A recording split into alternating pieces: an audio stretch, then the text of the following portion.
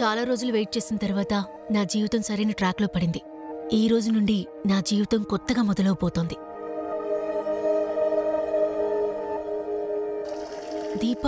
దీపా, ఇంకా ఎంతసేపు రెడీ అవుతావే? ఇంతసేపా స్నానం చేయడానికి? కమ్ అవుట్, లేదంటే ఈ రోజు కూడా లేట్ అవుతుంది. త్వరగా రా. ఏం చేస్తున్నావు? అసలు నీ వల్లే నాకు డైలీ లేట్ అవుతోంది. అలాగా? రోజు నాకంటే ముందు బాత్రూమ్ ని హైజాక్ చేస్తావుగా, దానికేమంటావు? రేపు నీకంటే ముందు నేను స్నానం చేసేస్తాను. తర్వాత చూద్దాం ఎవరు లేట్ చేస్తున్నారు. రేపు నేను ఉంటేనే ఉండను. ఇలా చూడు, నువ్వు మర్చిపోయావా? రేపు ఆఫీస్ అయ్యాక స్ట్రైట్ గా ఇంటికి వెళ్ళిపోతున్నాను. అరే అవును కదా, నేను మర్చిపోయాను. రేపటి నుంచి నీ జీవితంలో అల్టిమేట్ బ్యాటిల్ జరగబోతోంది. ఒక కొత్త జీవితం ప్రారంభించబోతున్నావు. రేపు నీ నిశ్చితార్థం.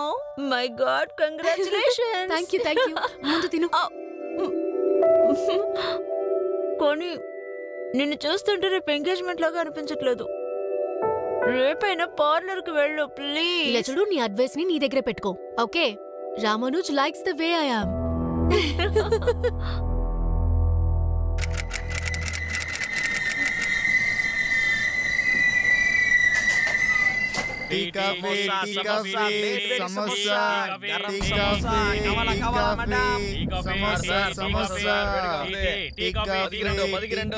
జనవరి 2012 సాయంత్రం నేనొక ముఖ్యమైన ప్రయాణం చేయాల్సింది.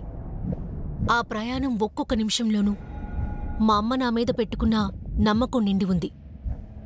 ఇక్కడ ఇంత గోలికి మధ్య కూడా ఈ ప్రయాణం నా గత జీవితంతో ముడిపడుంది.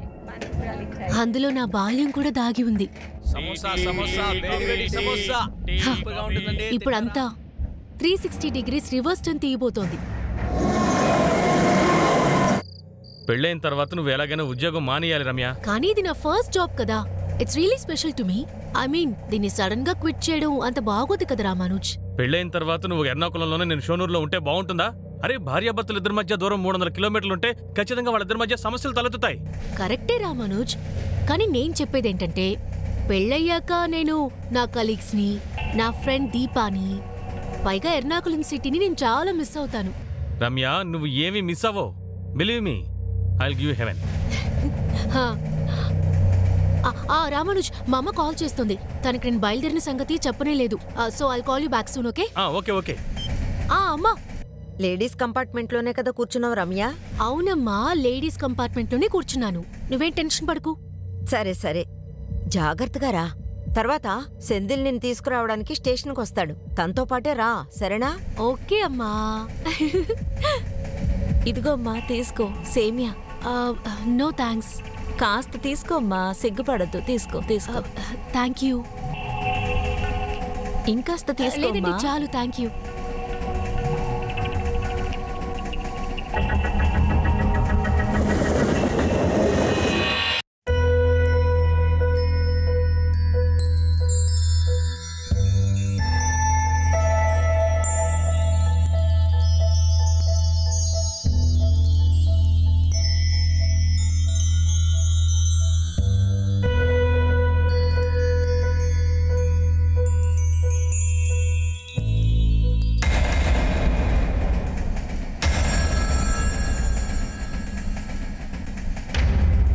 ఇప్పుడు నేను భగవంతుని కోరుకునేది ఒక్కటే, నా సంతోషాన్ని చూసి ఎవరూ దిష్టి పెట్టకూడదు.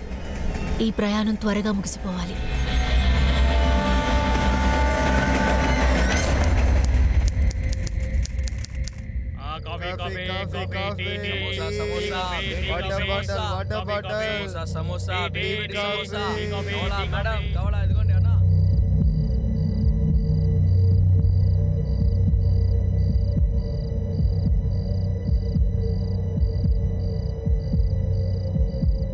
రమ్య, ఇక్కడ ట్రైన్ వచ్చిందా? ట్రైన్ వచ్చిందమ్మా, కానీ అక్కే ట్రైన్లో లేదు. నువ్వే అక్కడికి లేటుగా వెళ్ళుంటావు. నేను ట్రైన్ రాకముందే స్టేషన్కి వచ్చేసానమ్మా. సరే, రమ్య ఏది? నేను అక్కడే వెతుకుతున్నానమ్మా. సరే, తనకు కాల్ చేసి చూడు. అక్కడే ఎక్కడో ఉండుంటుంది. ఫోన్ స్విచ్ ఆఫ్ అని వస్తుందమ్మా. ఛార్జ్ లేకుండా ఆగిపోయింది అనుకుంటా. చుట్టుపక్కల వెతికి చూడరా. Hello Senthil, Ramya phone switch off అని వస్తుంది. తను ఇంటికి వచ్చేసిందా? లేదురా మనోజ్, ట్రైన్ వచ్చేసింది కానీ ట్రైన్లో అక్క కనిపించట్లేదు. ఏంటి? కానీ తన ట్రైన్ 11:30 గల అక్కడికి చేరుకోవాలి కదా. ఇప్పుడు 1 గంట అయింది.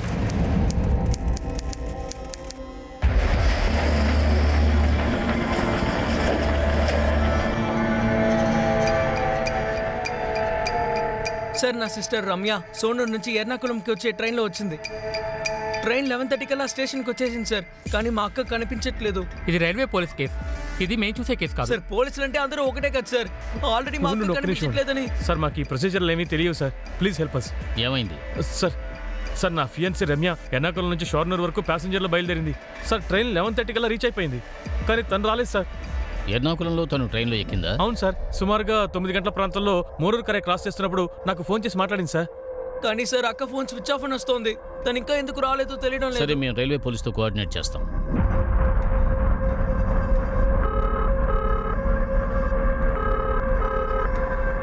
హలో, నేను కలిత్ నగర్ పోలీస్ స్టేషన్ నుంచి పీసీ నాయర్ని మాట్లాడుతున్నా. ఇక్కడ ఒక అమ్మాయి మిస్సింగ్ కంప్లైంట్ వచ్చింది. వాళ్ళ ఇంట్లో వాళ్ళు ఇప్పుడు ఏం చెప్తున్నారంటే ఈ పాటికి అమ్మాయి సోనూరు రైల్వే స్టేషన్కి వచ్చి ఉండాలి అని. కానీ అమ్మాయి అక్కడికి రాలేట, ఇంటికి రాలేట. మీ దగ్గర అమ్మాయి గురించి ఏదైనా ఇన్ఫర్మేషన్ ఉందా? ఎర్నాకుళం నుంచి షోనూరుకి ప్యాసింజర్ ట్రైన్ రాగానే ఆ ట్రైన్లో ఉన్న 2 ప్యాసింజర్స్ ఏం చెప్పారంటే, సార్ మేము లేడీస్ కంపార్ట్మెంట్కి పక్క కోచ్లోనే ఉన్నాం సార్. బల్లం నుంచి క్రాస్ అయ్యేటప్పుడు 10-15 నిమిషాల్లో ఒక అమ్మాయి లేడీస్ కంపార్ట్మెంట్ నుంచి బయటికి దూకడం చూసాం సార్. వాళ్ళు చెప్పేదాన్ని బట్టి చూస్తే లేడీస్ కంపార్ట్మెంట్లో అంత జనం లేరనిపిస్తోంది. వల్లం స్టేషన్ వచ్చేటప్పటికే మాక్సిమం అందరూ దిగిపోయి ఉంటారు. నాకు ఆ అమ్మాయి సూసైడ్ చేసుకుందేమో అనిపిస్తోంది. మీకు ఆ అమ్మాయి బాడీ దొరికిందా? ఆ అమ్మాయి బాడీ గురించి మాకు ఎటువంటి ఇన్ఫర్మేషన్ లేదు సార్. కానీ మా టీం ఆ అమ్మాయి కోసం ఆ ట్రాక్ దగ్గరంతా వెతుకుతూనే ఉన్నారు.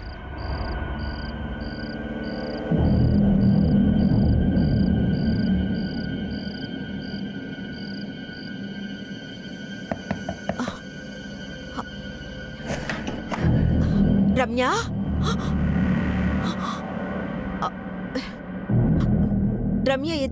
రమ్య ఏది? సెంధిల్, రమ్య ఎక్కడుందిరా? రామానుజ్, రమ్య ఎక్కడా?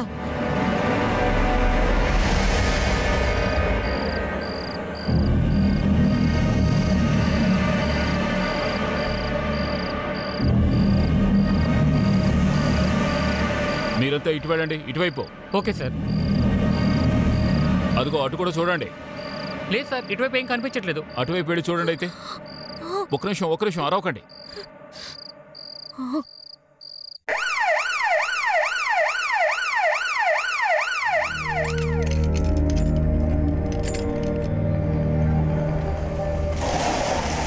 రమ్య ట్రైన్ నుంచి దూకేసి ఉంటే తను ట్రాక్ పక్కనే పడి ఉండాలి, కానీ ట్రాక్ నుంచి దూరంగా పడి ఉంది.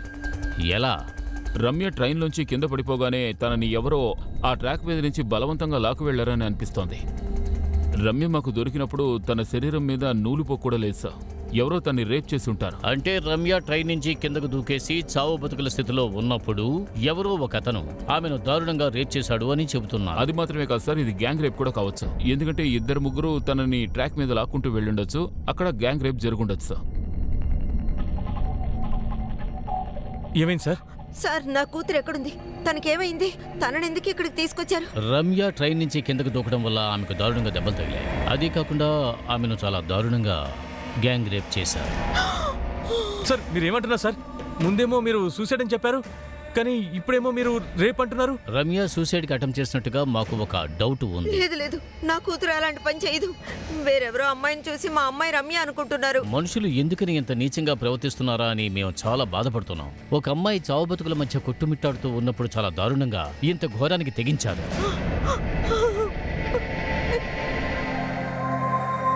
Sister, how is she now? She is very critical sir. ఇప్పుడేమీ చెప్పలేము. రమ్య ఆత్మహత్య చేసుకునే అమ్మాయి కాదని వాళ్ళ ఫ్యామిలీ మెంబర్ చెబుతూ ఉన్నారు. గ్యాంగ్ రేప్ అన్న విషయం కూడా చాలా షాకింగ్గా ఉంది.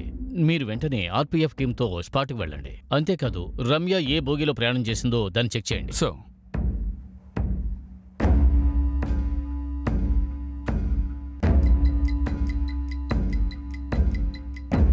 ఈ కంపార్ట్మెంట్ మొత్తం చెక్ చేయండి. ఏ ఎవిడెన్స్ వదలకండి.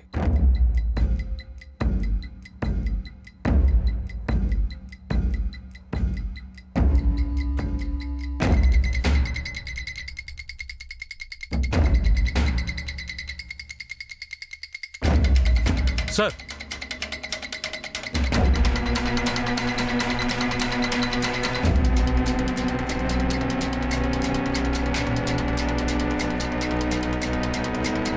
రెండు బటన్స్ చూడడానికి ఒకేలా ఉన్నాయి. ఒకే షర్ట్ తో ఉంటుంది.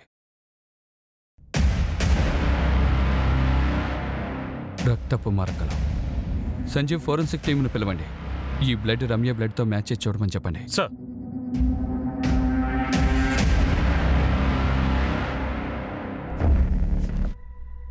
మాకు ఇక్కడే ఆ అమ్మాయి దొరికింది.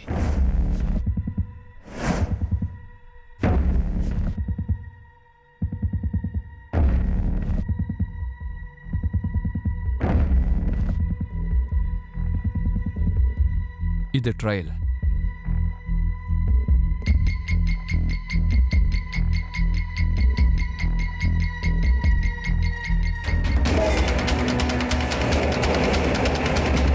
అయితే ఆ అమ్మాయి అటువైపే పడి ఉంటుంది.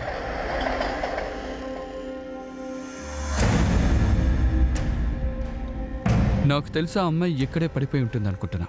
ఇక్కడి నుంచి అక్కడ వరకు లాక్ని వెళ్ళారు. అక్కడ తన్ని గ్యాంగ్ రేప్ చేసుంటారు. రాత్రి చీకటిగా ఉన్నందువల్ల రమ్య ఈ ప్రాంతంలో పడిపోవడం మాకు తెలియలేదు సార్.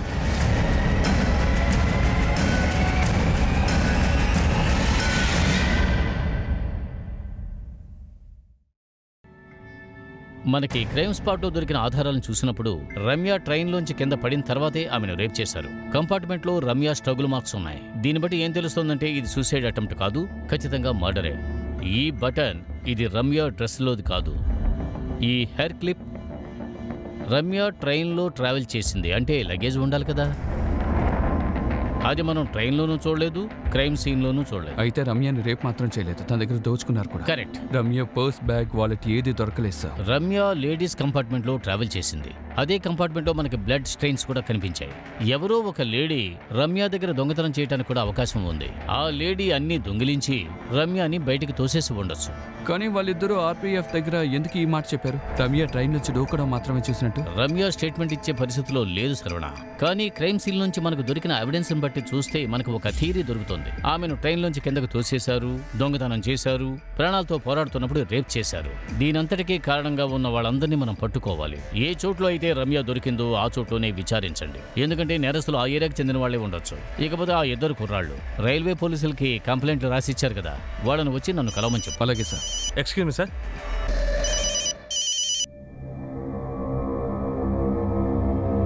సార్, మీడియా వాళ్ళకి ఈ కేసు గురించి తెలిసిపోయింది సార్. నిన్న 16th January నైట్ షోనూరు నుంచి ఎర్నాకుళంకి వచ్చిన ప్యాసింజర్ ట్రైన్లో ఒక అమ్మాయికి జరిగిన దారుణాన్ని చూస్తే గనక ప్రతి మనిషి నిజంగా చాలా బాధపడతాడు. అసలు ఎవరా మృగాలు? చావు బతుకుల మధ్య పోరాడుతున్న ఆ అమ్మాయిని అసలు కొంచెం కూడా మానవత్వం లేకుండా గ్యాంగ్ రేప్ చేసి చంపారు. ముందు రైల్వే పోలీస్ దీన్ని సూసైడ్ అని అనుకున్నారు, కానీ ఇప్పుడు ఆ case attempt to murder, gang rape గా మారింది.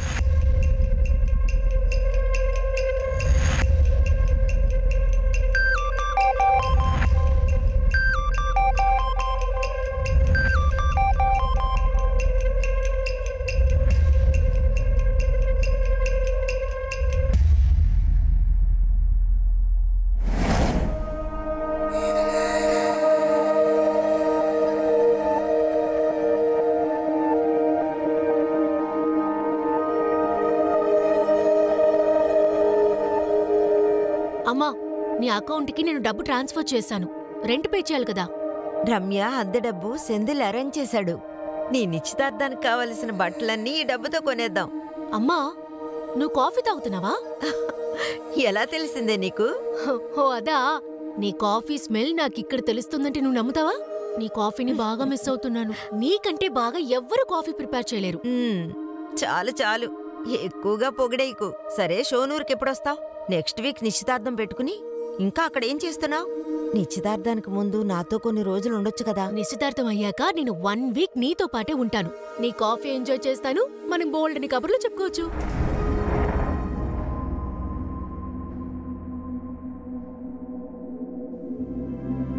అమ్మా, రాత్రంతా నువ్వు పడుకోలేదమ్మా.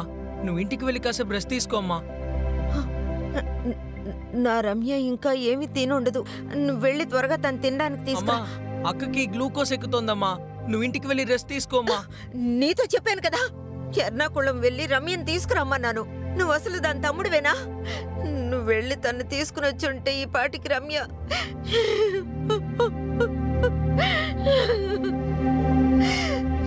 రమ్య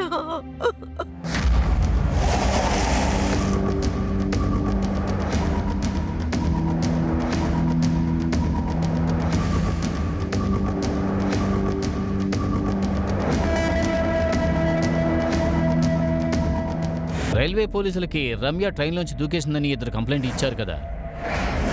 వాళ్ళ ఫోన్లు స్విచ్ ఆఫ్, ఇంట్లో లేరా? సార్ వాళ్ళిద్దరూ ఉదయం నుంచి కనపడడం లేదు. పక్కన ఎంక్వైరీ చేసి చూస్తేనే ఎవరు ఏం చెప్పడం లేదు. ఫోన్ స్విచ్ ఆఫ్, ఇంట్లో లేరు అంటే ఒకవేళ రమ్యకు జరిగిన దారుణంలో వీళ్ళకు కూడా భాగం ఉంటుందా?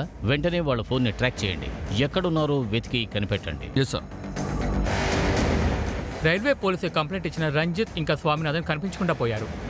దాంతో పోలీసులకి వాళ్ళ మీద అనుమానం వచ్చింది. క్రైమ్ సీన్స్ దగ్గరలో ఉన్న పిక్ పాకెటర్స్, దొంగల్ని, దందా చేసేవాళ్ళని పోలీసులు పట్టుకొని బాగా తన్నారు. ఆ ఇద్దరిలో ఒకడైన రంజిత్ ఫోన్ త్వరగానే ఆన్ అయింది. వాడిని పోలీసులు పట్టుకున్నారు. సార్ నేనే స్వయంగా రైల్వే పోలీసుల దగ్గరికి వెళ్ళి నా కర్తవ్యాన్ని పూర్తి చేశాను సార్. కానీ మీరేమో నన్నే అనుమానిస్తున్నారేంటి? నీ ఫోన్ స్విచ్ ఆఫ్ చేసి నువ్వు అజ్ఞాతంలోకి వెళ్ళినందువల్లే సందేహించాం. సార్ నేను బీఎస్సీ స్టూడెంట్ని సార్. ఎగ్జామ్ రాయడానికి వెళ్ళాను సార్. ఎగ్జామ్ రూమ్లో ఫోన్ నాట్ అలౌడ్ సార్. అందువల్ల నేను ఫోన్ని స్విచ్ ఆఫ్ చేసి పెట్టేశాను సార్. ఇకపోతే నీ ఫ్రెండ్, అతను కూడా కనపడడం లేదు. మీరిద్దరూ కలిసే రైల్వే పోలీసులకి కంప్లైంట్ ఇచ్చారు. సార్ అతను నాకు ఫ్రెండ్ ఏమీ కాదు సార్. ఇద్దరం కలిసి ఆ ట్రైన్లో షోర్నూర్కి ట్రావెల్ అవుతున్నాం సార్. ఆ ట్రైన్లోనే ఆ అమ్మాయి బయటికి దూకేసింది. లేడీస్ కంపార్ట్మెంట్ నుంచి ఒక అమ్మాయి కిందకు దూకడం నీ కంపార్ట్మెంట్ నుంచి నువ్వెలా చూసావు? లేదు సార్, నేను చూడలేదు.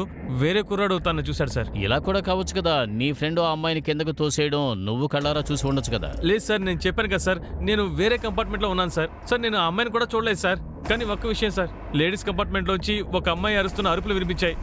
కాపాడండి, కాపాడండి. అవును, నాకు కూడా వినిపిస్తోంది.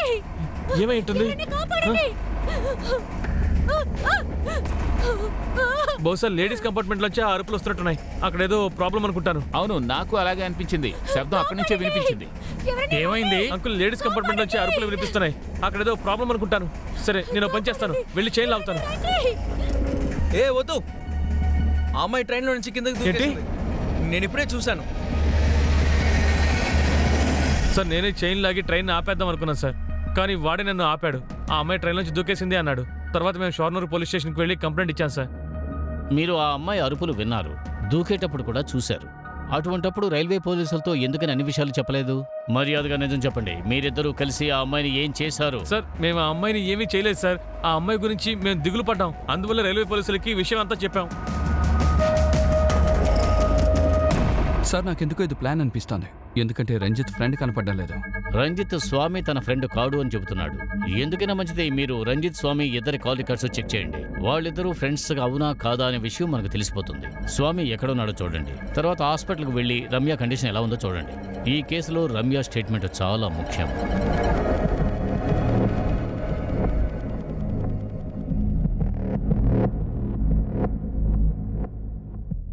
రామానుజ్, రమ్య ఎలా ఉంది? తన పరిస్థితి చాలా దారుణంగా ఉంది.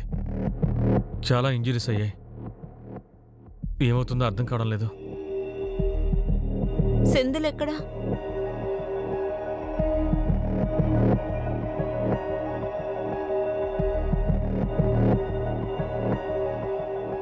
అక్కా, అక్కా, ఏమైంది? ఎందుకు నాయిస్ పొల్యూషన్ చేస్తున్నావు? నా టీషర్ట్ ఎక్కడుందో చూసావా? ఈ టీషర్ట్ నా కోసమే కొనుక్కొస్తే నువ్వు వేసుకొని తిరుగుతావా? నువ్వు నా కోసమే తెచ్చావు అనుకున్నాను. ఇది నా ఫేవరెట్ కలర్ కదా. ఎల్లో కలర్ అయితే అది నీ సొంతం అవుతుందా? ఓకే బ్లడీ బీ, నేను వేసుకున్నాను కదా. రేపే నీకు ఒక సూపర్ టీషర్ట్ కొనిస్తాను. I promise. అక్కర్లేదు, నాకు ఇప్పుడే కావాలి, ఇప్పుడే కావాలి. సర్లే బాబోయ్, కొదిలే. కుదరదు, కుదరదు, నాకు ఇప్పుడే కావాలి. ఫైన్. ఇదిగో నీ టీషర్ట్ ని నీ దగ్గర పెట్టుకో. నీ దగ్గర నుండి ఎక్స్పెక్ట్ చేశాను చూడు, నన్ను అనాలి.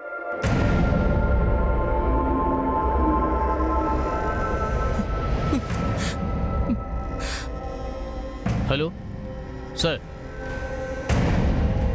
ఎస్ సార్, మ్యాటర్ చాలా సీరియస్ అని నాకు బాగా తెలుసు. వీలైనంత వరకు ప్రయత్నిస్తున్నాం. Okay sir. సార్ నేను ఫోరెన్సిక్ టీంతో మాట్లాడాను. రైల్ కంపార్ట్మెంట్లో రక్తపు మార్క్ ఉంది కాదు, రమ్యాదే సార్. ఆ స్టెయిన్స్ మ్యాచ్ అవుతున్నాయి. దీన్ని బట్టి ఒక విషయం అర్థమవుతుంది. రమ్యాని ఆ రాత్రి ట్రైన్లో ఎవరో హత్య చేయడానికి ప్రయత్నించారు. దొంగతనం కూడా అప్పుడే జరిగి ఉండాలి. సార్ రమ్య దొరికిన ఏరియాలో పిక్ పాకెటర్స్ ని, దొంగల్ని అందరిని ఎంక్వైరీ చేసి చూశాను. కానీ ఎవరికి ఏం తెలియదు అంటున్నారు. రంజిత్ కూడా పాత పాటే పాడుతున్నాడు. Ranjit Swaminathan call records check చేశాం. ఇన్ఫర్మేషన్ లేదు సార్. నాకెందుకో స్వామికి రంజిత్కి ఇంతకు ముందే పరిచయం ఉన్నట్టుగా అనిపిస్తోంది. కుమార్ చెప్పు. సార్, స్వామి రిలేటివ్స్ ద్వారా మాకు స్వామి గురించి తెలిసింది సార్. ఆ స్వామిని తీసుకురండి.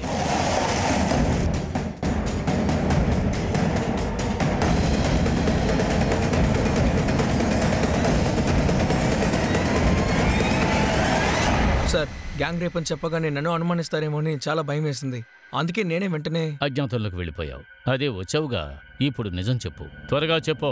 సార్ అమ్మాయిని నేనేం చేయలేదు సార్, మీరు అలా మాట్లాడొద్దు. ఇందుకే అసలు ఎవరు పోలీసులకి కంప్లైంటే ఇవ్వడం లేదు. మీరు క్రిమినల్స్ని పట్టుకోకుండా అనవసరంగా మాలాంటి వాళ్ళ వెనక పడుతున్నారు. నువ్వు మంచివాడివా చెడ్డవాడివా అని నీ మొహం మీద రాసి పెట్టలేదు కదా. నేను మీరు అనుకుంటే లాంటి వాడిని కాదు. ఒక అమ్మాయి అరిచే శబ్దం వినిపిస్తుంది ఏంటని వెళ్ళి చూశాను. తీరా చూసేసరికి ఆ అమ్మాయి కిందకి దూకేస్తోంది. ఇంతకు మించి నాకు ఇంకేం తెలియదు సార్. ప్లీజ్ సార్ నన్ను ఇంటికి వెళ్ళనివ్వండి. దాని గురించి తర్వాత మాట్లాడదాం. ఆ అమ్మాయి ట్రైన్లోంచి తనకు తానుగా కిందకు దూకిందా లేకపోతే మీరిద్దరూ కలిసి తోసారా? సార్ తను లేడీస్ కంపార్ట్మెంట్లో ఉంది. అదే లేడీస్ కంపార్ట్మెంట్లోనే బ్లడ్ స్టెయిన్స్ కూడా దొరికాయి. ఆ అమ్మాయి దారుణంగా అరిచినట్టుగా నీ ఫ్రెండ్ చెప్పాడు. అవును సార్, చాలా గట్టిగా అరిచింది. కాపాడండి, ఎవరైనా రండి, కాపాడండి. ఏయ్, ఎవరో అరిచే శబ్దం వినిపిస్తుంది. ఎవరైనా రండి. నేను ఒప్పుకుంటాను సార్, నేనే చైన్ పట్టుకొని లాగొద్దని చెప్పాను. కానీ కాసేపటి క్రితం నేను డోర్ దగ్గరికి వెళ్ళాను. అప్పుడు నేనేం చూశానంటే ఓయ్ ఏమైంది? అదే ఒంటి చేత్తో ఒక ముష్టివాడు వచ్చాడు కదా, వాడు లేడీస్ కంపార్ట్మెంట్ నుంచి కిందకు దూకేశాడు. ఒంటి చేతి మనిషా? ఆ ఒంటి చేతి మనిషి గురించి రంజిత్ ఎందుకని మాకు చెప్పలేదు? సార్ ఆ ఒక్క చేయి ఉన్నతను లేడీస్ కంపార్ట్మెంట్లోంచి బయటకు దూకాడని తెలిసింది సార్. కానీ సార్ అది చూసిన వ్యక్తి నాతో అదేమీ చెప్పలేదు సార్. కానీ సార్ ఆ ఒక్క చేయి ఉన్నతన్ని నేను మా కంపార్ట్మెంట్లో చూశాను సార్. ఆ ఒంటి చేతి మనిషి నీ కంపార్ట్మెంట్లో ఉన్నాడని నువ్వు చెబుతున్నావు, కానీ లేడీస్ కంపార్ట్మెంట్ నుంచి దూకాడని స్వామి సార్ నేను చెబుతున్నాడు. అలా ఎప్పుడు సార్ చెప్పాను? అక్కడున్న ఇంకొక ఆయనే చెప్పారని చెప్పాను కదా. ఆ ఒంటి చేతి మనిషి నీ కంపార్ట్మెంట్లో ఉన్నాడా? అతను లేడీస్ కంపార్ట్మెంట్లోకి ఎప్పుడు వెళ్ళాడు? సార్ వాడు మా కంపార్ట్మెంట్ నుంచి ఎప్పుడు లేడీస్ కంపార్ట్మెంట్కి వెళ్ళాడో నాకు తెలియదు సార్. కానీ సార్ నాకు తెలిసి వాడే ఏదైనా చేసి ఉంటాడు. షోనూరు స్టేషన్కి వచ్చేలోగానే రమ్యకు ఏదో జరిగింది. వీళ్ళు వాళ్లను కాపాడుకోవడం కోసం ఒంటి చేతి మనిషి అని ఏదో చెబుతూ ఉన్నారు. వీళ్ళకి DNA టెస్ట్ చేయండి. వీళ్ళు ఆ రేప్ కేసులో ఇన్వాల్వ్ అయి ఉండొచ్చని నాకు అనిపిస్తోంది. వీళ్ళు చెప్పేదాన్ని బట్టి ఆ మనిషి స్కెచ్ గీయించండి, కానీ విడివిడిగా అడగండి. అప్పుడు తెలుస్తుంది వీళ్ళిద్దరూ చెప్పేది ఒకే మనిషా లేక కల్పన అని. ఆ రోజు రమ్య ట్రావెల్ చేసిన ట్రైన్లో వీళ్ల కంపార్ట్మెంట్లో ఎవరెవరు ప్రయాణించారో తెలుసుకోండి. సో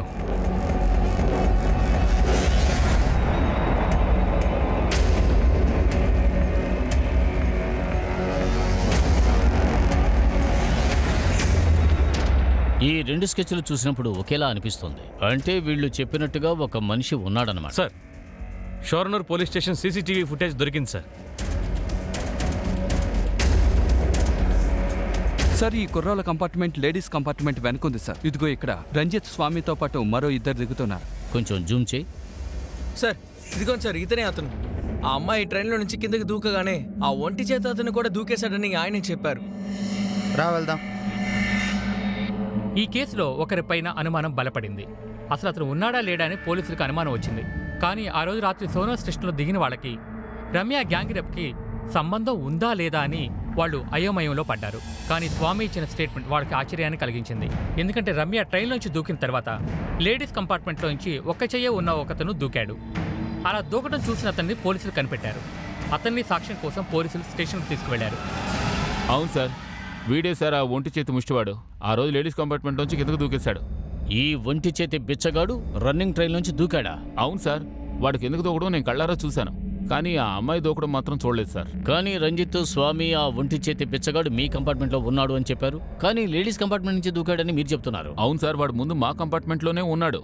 ఒకవేళ వాడు నెక్స్ట్ స్టేషన్లో కిందకి దిగి లేడీస్ కంపార్ట్మెంట్లో ఎక్కే అవకాశం కూడా ఉంది కదా సార్. ఈ మనిషి మీ కంపార్ట్మెంట్లోనే ఉన్నాడని మీరంటున్నారు. అక్కడి నుంచి దిగి లేడీస్ కంపార్ట్మెంట్లోకి వెళ్ళాడు. రమ్యాని కిందకు తోసి అతను కూడా రన్నింగ్ ట్రైన్ నుంచి దూకేశాడు. సార్ ఆ ఒంటి చేతి మనిషి రన్నింగ్ ట్రైన్ నుంచి దూకడం మాత్రమే నేను చూశాను సార్. అంతకు మించి ఏం జరిగిందో నాకేమీ తెలియదు సార్. ఆ తర్వాత చాలా జరిగాయి తెలుసా? ఆ ట్రైన్లోంచి కింద పడిన అమ్మాయిని పొదల పక్కకు తీసుకువెళ్లి ఎంతో దారుణమైన రీతిలో గ్యాంగ్ రేప్ చేశారు. సార్ న్యూస్లో వచ్చినప్పుడు ఆ వార్తలు నేను చూశాను. ఆ సమయంలో నేనేమైనా చేసి ఉండాల్సిందని నేను ఎంతగానో బాధపడ్డాను సార్. కానీ మీరేం చేయలేదు. ఎందుకు చెయ్యలేదో తెలుసా? ఎందుకంటే మీకు కూడా ఇందులో సంబంధం ఉంది. లేదు సార్, నాకు దానికి సంబంధం లేదు. నాకు తెలిసి ఈ గొడవంతా జరగడం వెనకాల ఖచ్చితంగా ఒంటి చేతి బిచ్చగాడికి సంబంధం ఉంటుంది సార్. అవును సార్, ఒక చెయ్యలేని వ్యక్తి మల్లూరు స్టేషన్లో మా కంపార్ట్మెంట్లో ఎక్కి కూర్చున్నాడు సార్.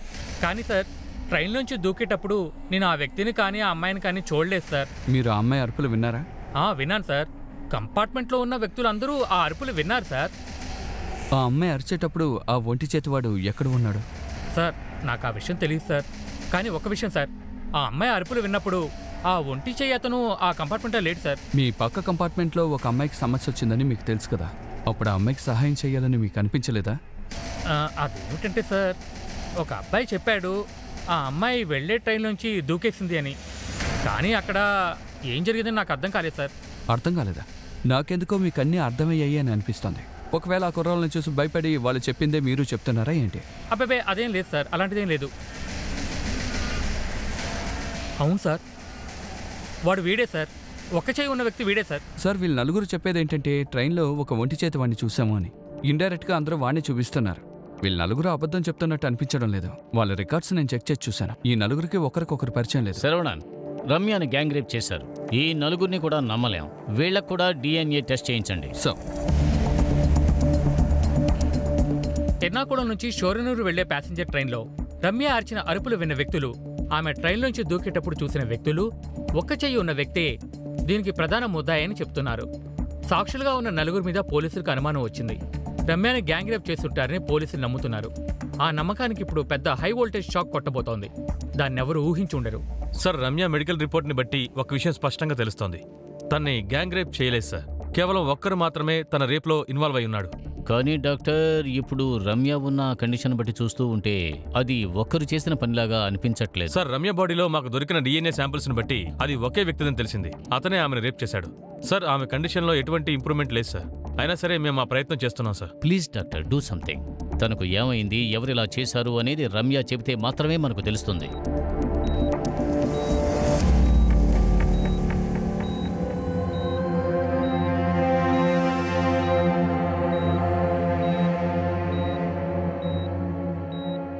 చాలా నొప్పిగా ఉందమ్మా.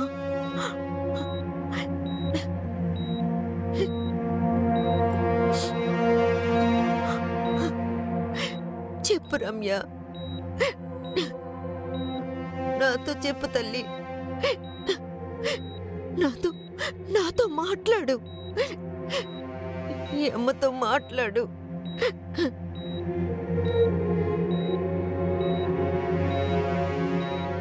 మ్యామ్, ప్లీజ్ కాస్త బయటకు వెళ్తారా? మేము టెస్ట్ చేయాలి.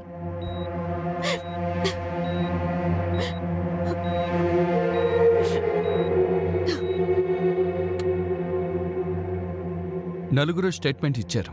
ఒంటి చేతివాడు రమ్య కంపార్ట్మెంట్లో ఉన్నాడు. బ్లడ్ స్టైన్స్ కూడా ఉన్నాయి. రమ్య ట్రైన్ నుంచి దూకిన వెంటనే ఇతను కూడా దూకేశాడు. అలాగే రమ్య బాడీ మీద ఒకరి DNA శాంపిల్ మాత్రమే దొరికింది. ఒకవేళ ఈ మనిషే... సార్, ఇతనికి ఒక చెయ్యి ఉంది. ఒక వయసులో ఉన్న అమ్మాయిని 200 మీటర్ లాకెళ్ళి రేప్ చేయడం అనేది నిజంగా సాధ్యం కాదు. అందుకు పాసిబిలిటీస్ లేవు సార్. ఒకవేళ ఇతను చేయకపోతే వేరే ఎవరైనా చేసుండొచ్చు. ఆ ఇంకొకరి గురించి మన దగ్గర ఎటువంటి క్లూ లేదు. శరవణ, ఏదో ఒకటి చేసి ముందు ఇతను కనిపెట్టండి.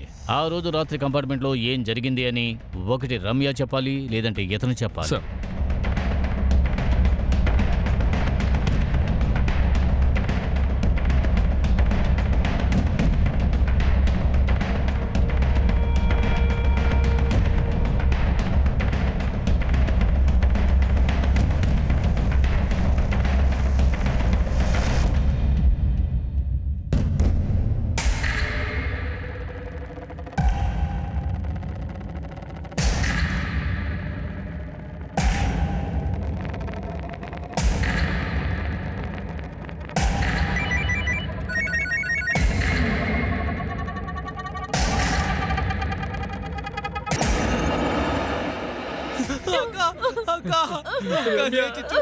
కళ్ళు తెరవక, ఏమైందక్క?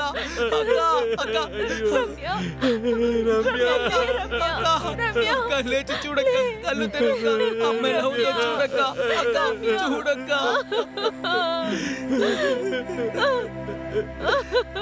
We tried our best.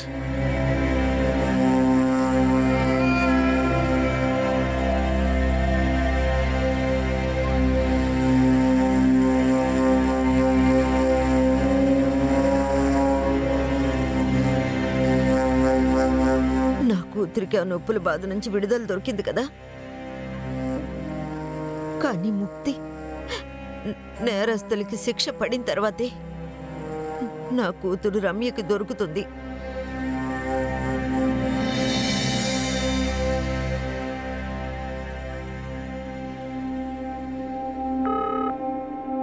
Hello,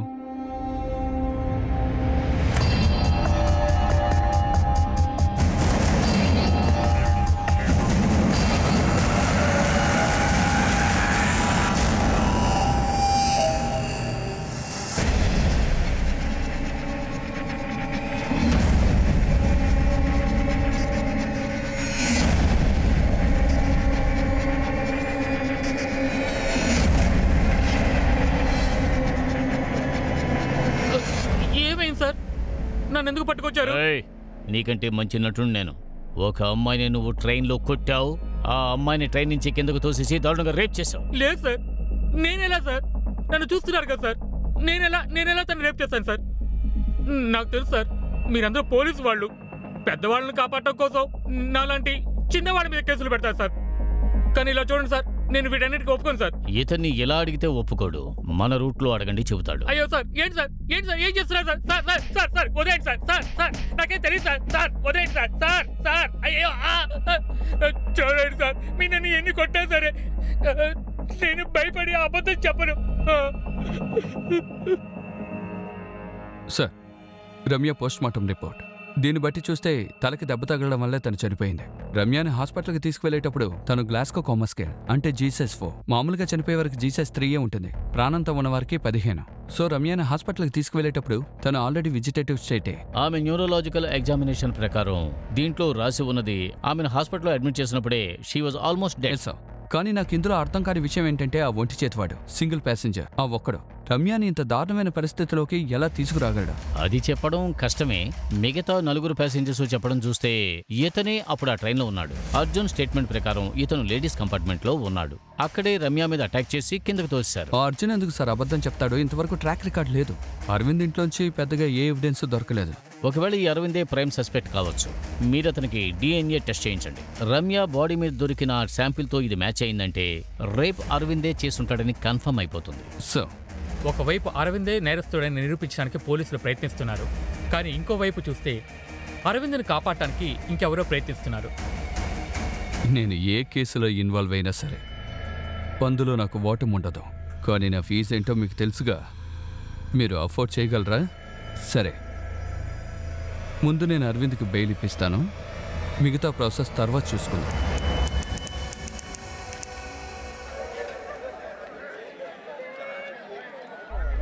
మీరే చూస్తున్నారు కదా, పోలీస్ అరవింద్ని కోర్టుకి తీసుకెళ్తున్నారు.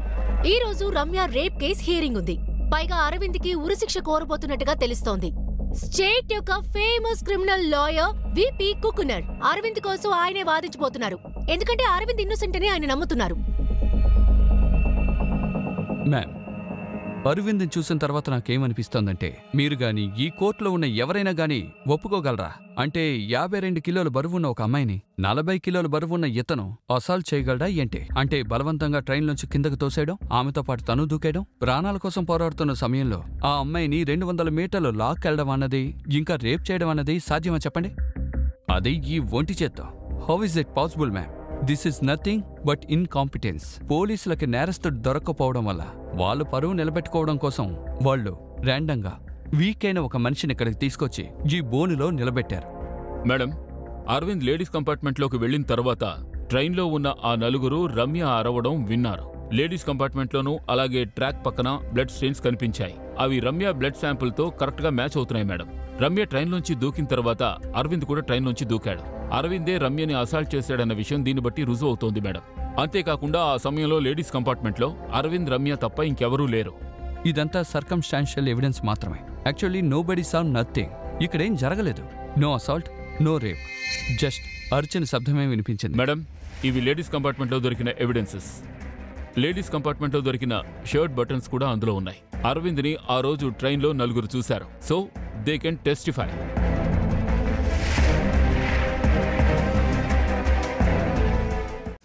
మ్యామ్, 4 పార్ట్నర్స్ అనుకుంటాను. Maybe they raped her. కానీ రేప్ చేసింది ఒక్కరే.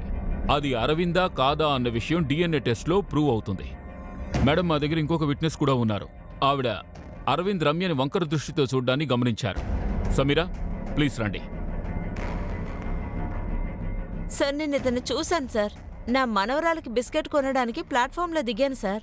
అప్పుడు నన్ను అదోలా చూశాడు సార్. ఆ తర్వాత వాడు రమ్యని చూశాడు. వాడు ఆ అమ్మాయిని కూడా చాలా దారుణంగా చూశాడు. నేను రమ్యతో కూడా చెప్పాను, ఒకవేళ నెక్స్ట్ స్టేషన్లో పక్క కంపార్ట్మెంట్ ఖాళీ అయితే నువ్వక్కడికెళ్ళి కూర్చో అమ్మా అని చెప్పాను. కానీ తను 2 స్టేషన్ల తర్వాత దిగిపోతానని చెప్పింది సార్. కానీ నేను తనకంటే ముందు స్టేషన్లో దిగిపోయాను. మ్యామ్, ఇలా చూపులతోనే అన్నీ కనిపెట్టే శక్తి అందరు అమ్మాయిలకి ఉంటే ఈ ప్రపంచంలో రేప్ జరిగే అవకాశమే ఉండదుగా ఏంటి? ఇది ఈ అరవింద్ క్యారెక్టర్ అసాసిన్ చేసే విషయం, ఇంకేం లేదు. మేడం, మా దగ్గర ఇంకొక విట్నెస్ కూడా ఉన్నారు. సార్, ప్లీజ్ రండి. రమ్య ఏ రోజైతే రేప్కి గురైందో ఆ రోజు రాత్రి ఇతను మేము అక్కడ చూసాం. ఏయ్, ఎక్కడి నుంచి వస్తున్నావు? ఆ రోజు అతను క్రీమ్ కలర్ చొక్కా, బ్లూ కలర్ లుంగి కట్టుకున్నాడు. షర్టు బటన్లు ఊడిపోయి ఉన్నాయి. ఇప్పుడు మీరు వెళ్ళొచ్చు. కంపార్ట్మెంట్లో దొరికిన బటన్స్ విట్నెస్ల స్టేట్మెంట్ ద్వారా చాలా క్లియర్గా తెలుస్తోంది. అరవింద్ లేడీస్ కంపార్ట్మెంట్లోనే ఉన్నాడు. అతను రమ్యని అసాల్ట్ చేశాడు, రేప్ చేశాడు. అతను క్రైమ్ స్పాట్లోంచి ఒంటరిగా రావడం కూడా చూశారు. అందువల్ల నేను కోర్టు వారిని అరవింద్కి కఠినమైన శిక్ష విధించవలసిందిగా కోరుకుంటున్నాను. మీరు డిఎన్ఏ టెస్ట్ చేశారా? ఎస్ మేడం, కానీ రిపోర్ట్ రావడానికి కొంత టైం పడుతుంది. The court is urgent to next week.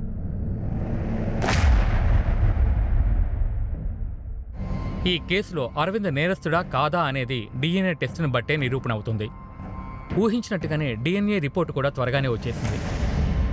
Ramya గోళ్లల్లో ఉన్న స్కిన్ తన డిఎన్ఏ అరవింద్తో మ్యాచ్ అవుతోంది. రమ్య శరీరంలో దొరికిన డిఎన్ఏ కూడా అరవింద్తో మ్యాచ్ అవుతోంది. సర్కమ్స్టాన్షియల్ ఎవిడెన్స్ అండ్ డిఎన్ఏ ప్రకారం అరవింద్ కురూప్ రమ్యని రేప్ చేశాడు. Court finds him guilty.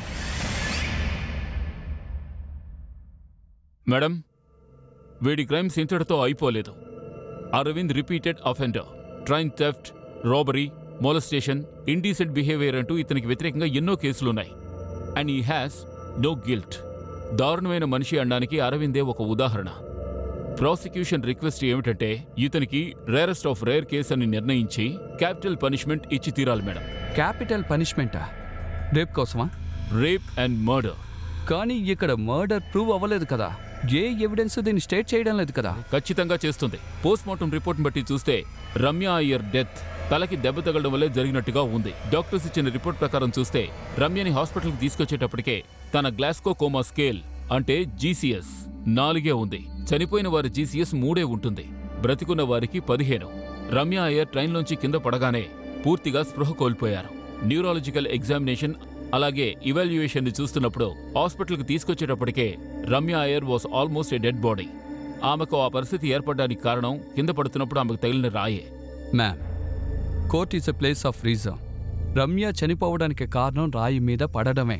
కానీ తను ఎలా పడిపోయింది? ఎవరైనా కిందకు తోసేశారా లేక తనంతట తానే దూకేసిందా? ఎవరికీ తెలీదు. ఇలా చూడండి, ప్రైమ్ విట్నెస్ నంబర్ 1 ఏం చెప్తున్నాడంటే ఆమె దూకేసిందని. విట్నెస్ నంబర్ 2 అనుకుంటున్నారు తెలియక పడిపోయింది అని. విట్నెస్ నంబర్ 3 అనుకుంటున్నారు ఎవరో తన్ని ట్రైన్లోంచి తోసేశారు అని. అలాంటప్పుడు అరవిందే చంపారని ప్రూఫ్ ఎక్కడుంది?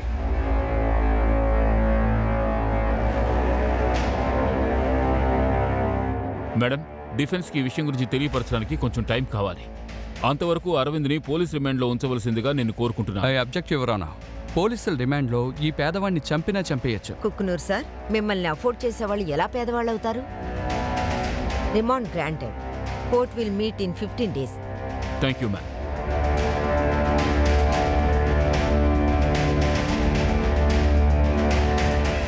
శరవణ, ఇతన్ని కొట్టడం వల్ల ఏ ప్రయోజనం లేదు. ఇతను నోరు విప్పేలాగా మనం ఏదో ఒకటి చెయ్యాలి. సార్ సార్ నాకు కొంచెం అన్నం పెట్టండి సార్.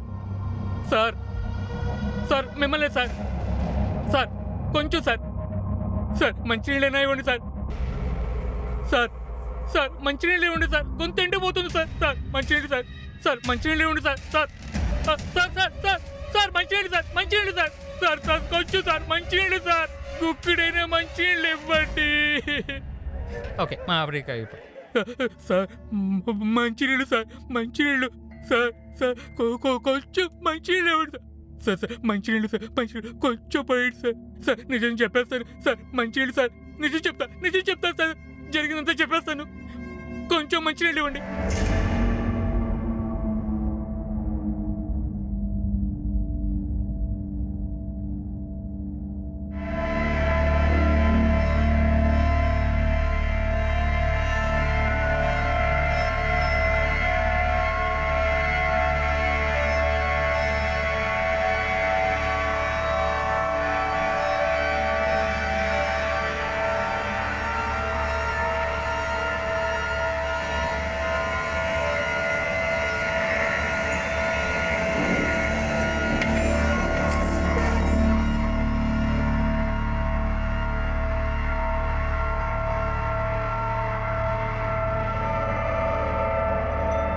ఈ స్టేట్మెంట్లో అతని సైన్ తీసుకోండి. సైన్ చేయి.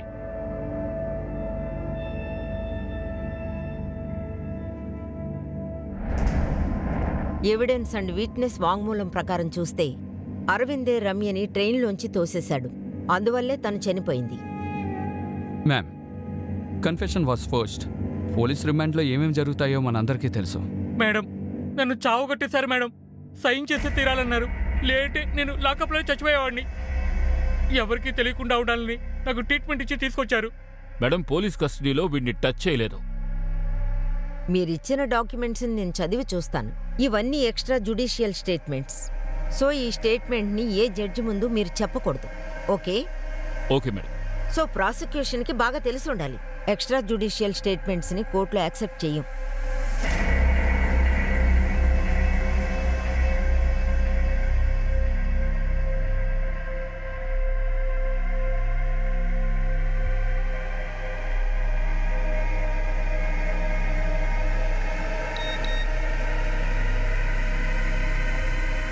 Arvind Kurup awarded capital punishment. త్వరగా కెమెరా ఆన్ చేయి. Okay okay. పోలీసు ప్రాసిక్యూషన్ ఇచ్చిన ఎక్స్ట్రా జ్యుడిషియల్ కస్టడీ కన్ఫెషన్ ఎప్పుడు కూడా కోర్టులో పెద్దగా పట్టించుకోరు. కానీ రమ్య అయ్యర్ కేసుని రేరెస్ట్ ఆఫ్ రేర్ కేస్ అని తేల్చి జడ్జి కన్ఫెషన్ ని యాక్సెప్ట్ చేశారు. సార్, ఈ తీర్పు గురించి మీ ఉద్దేశం ఏంటి? అదే హైకోర్టు ఉంది కదా, అక్కడ మేము అప్పీల్ చేసుకుంటాం. Sir, one more question sir. Ramya rape కేసులో ప్రధాన నిందితుడు అరవింద్ డిఫెన్స్ లాయర్ విపి కుకునూర్ని ఎవరు ఎందుకు ఈ కేసుని వాదించమని చెప్పారో తెలియలేదు. ఆ రహస్యం నేటి వరకు తెలియలేదు. అంతేకాదు, దాని గురించి విపి కుకునూర్ కూడా ఇప్పటివరకు నోరు తెరవలేదు. కానీ ఒక్కటి మాత్రం నిజం, అబద్ధాన్ని ఎంతో కాలం దాచిపెట్టలేరు. చివరికి సత్యమే గెలుస్తుంది. కానీ రమ్య అయ్యర్ ఇప్పుడు వాళ్ళ కుటుంబంతో లేదన్న విషయం జీర్ణించుకోవటం కష్టంగానే ఉంటుంది.